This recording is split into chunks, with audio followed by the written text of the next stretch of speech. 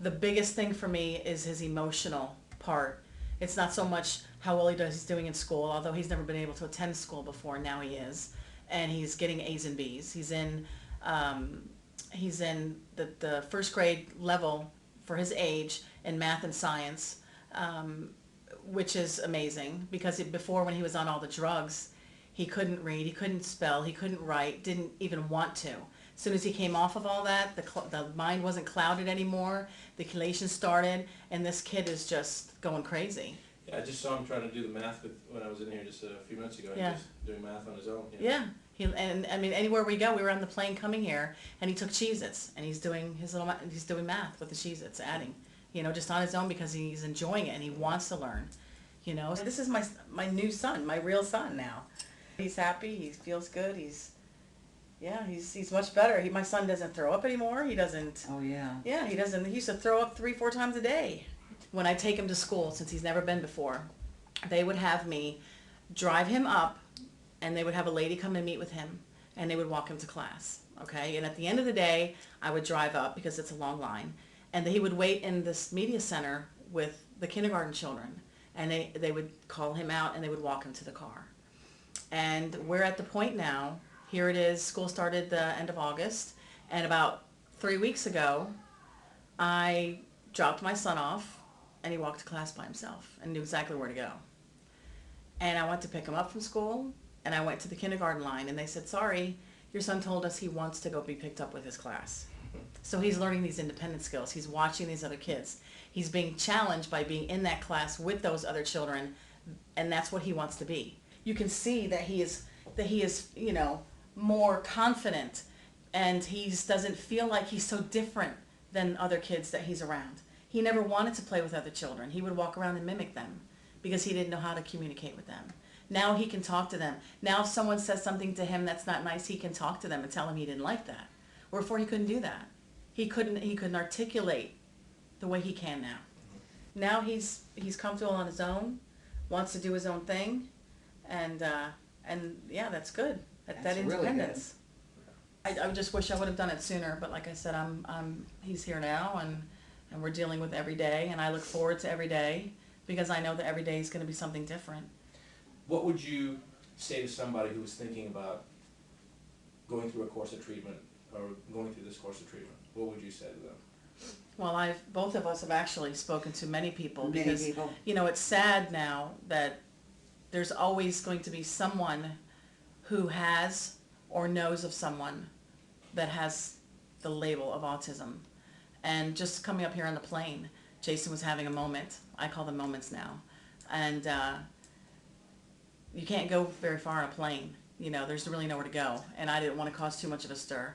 But I had the couple in front of us turn around and look at us. And I was going through one of those, oh my gosh, And I don't usually tell people, I'm sorry, my son has autism, because I don't believe that.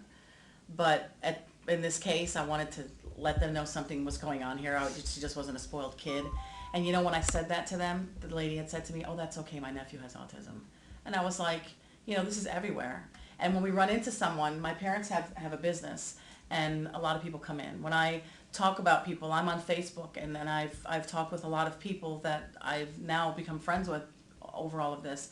And I've let them know, I tell them that there is hope out there, that you may not see 100% change, but you will definitely see a change in the quality of life for your child in one aspect or another.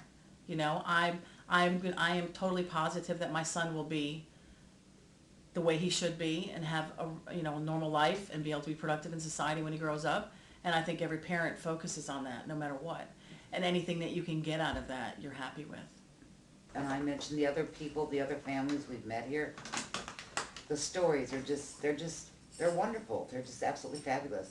And the children, you can see the changes from time to time. It's not just our guy. It's great.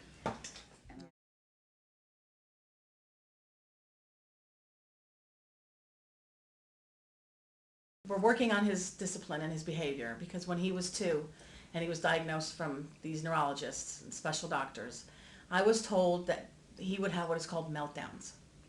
And during these meltdowns, I was to leave him alone. I was to let him be in a place that was safe, and make sure that he did not hurt himself or anyone else, and let him deal through it himself. So I did. And for 5 years, my son has now got learned behaviors that I, as a mom, have to try to change. And it breaks my heart to have to look at my son and discipline him and have him look at me like, I used to be able to do that, why can't I do it anymore? Because now he's 7. And when you're 2 and you tell a child, don't touch that, it will burn you, it's different than when you have a child that's 7 and is more emotionally mature, because there's this big tug. Although I know I have to do it, and I know he'll be better, it's really difficult. I cried about it last night, because I just don't want him going through anymore. What would you say to the response that these are unproven treatments and they have no grounds in scientific basis, and this is just false hope?